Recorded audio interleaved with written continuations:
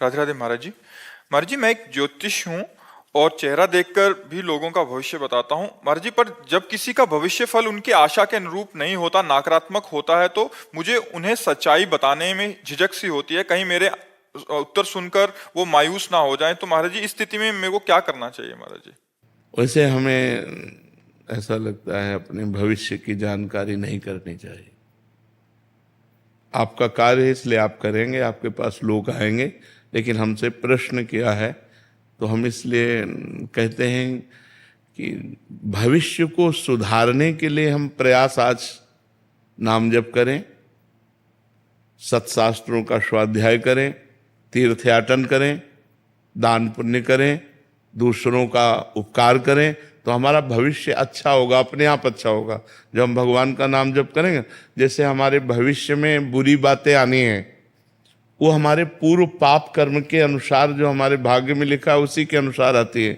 तो हम अपने भाग्य को बदलने के लिए मनुष्य शरीर प्राप्त किया है, ना कि अपने भाग्य में जो लिखा है वही भोगते रहे।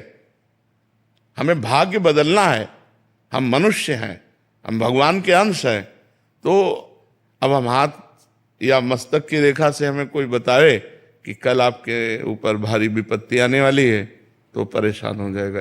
जो पे कृष्ण चरण मन अर्पित तो करिह का नवग्रह रंक, ये ग्रह ये नक्षत्र, तो हमें भगवान का भजन करना चाहिए, अच्छे आचरण करने चाहिए, भविष्य जानने की कोशिश नहीं करना चाहिए। माना आपको ज्योतिष का ज्ञान है तो आप भविष्य भाग्य देखकर बता सकते हैं, लेकिन कुछ लोग ऐसे होते हैं जिनको कुछ ज्ञान नहीं होता है और लोगों को संकट में डाल देते हैं। उनके दिमाग में वो ऐसे ही डिप्रेशन हो रहा है, लोगों को और डिप्रेशन में डाल देते हैं कि तुम्हारे ऊपर तो ये चढ़ा है, वैसा होगा वैसा होगा। वो आदमी पर इतना तक गलत शिक्षा दे देते हैं। ऐसे भी उपदेशक होते हैं जिनको ज्ञान नहीं है। ऐसा कैसे हो सकता है?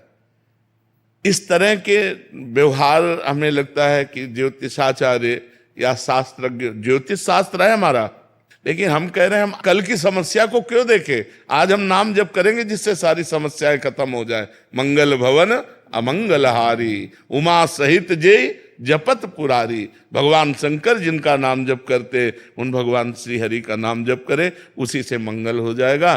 और आपको चाहिए कि जो उनका मंगल करे, जिससे उनका उत्साह बढ़े, वो बातें आप बताइए। हाँ, ये जरूर बता सकते हैं कि अगर आपको समय मिले तो रुद्राभिषेक करवा लीजिए, समय मिले तो मृत्युंजय जाप करा लीजिए।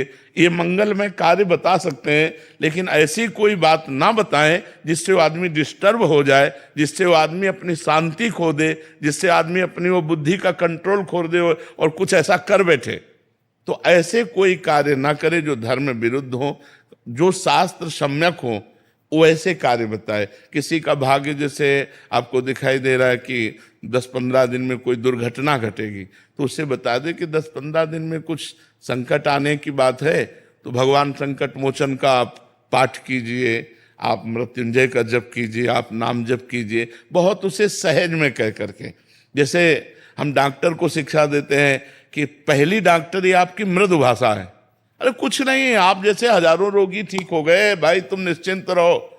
वो एक आदमी रिलैक्स हुआ, क्योंकि दवा तो बाद में काम करेगी, आप पर विश्वास पहले होना चाहिए।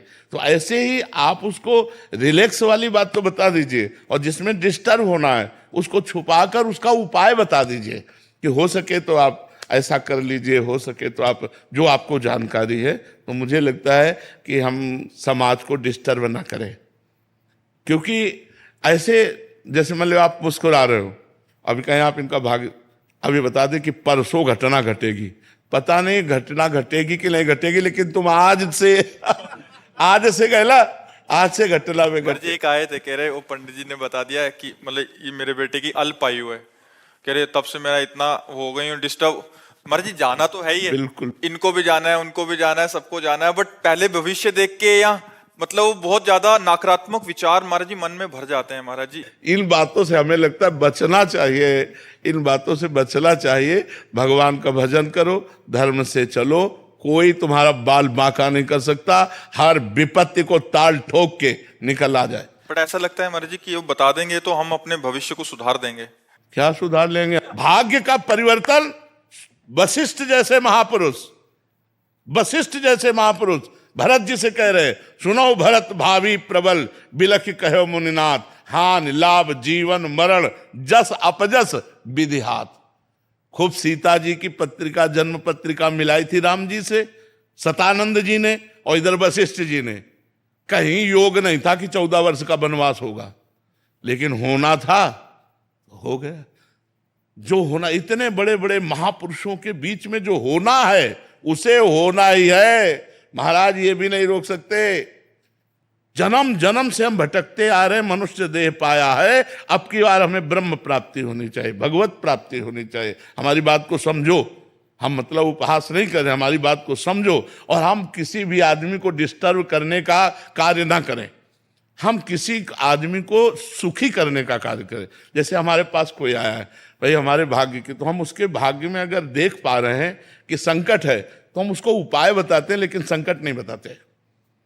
यार ऐसा कुछ लगता है कि अगर आप मृत्युंजय जाप करा लो तो और अच्छा रहेगा, ये नहीं बता रहे कि 15 दिन में ऐसे से ऐसा हो जाएगा, नहीं, ऐसे ऐसे नहीं। ऐसा अगर होता तो बड़े बड़े ब्रह्म ऋषि हुए जो सब कुछ जानते हैं, सब कुछ जानते हैं। आप ऐसा ना समझो हम बचपन से बाबा जी हैं, केवल मंत्रों में ही खेला है।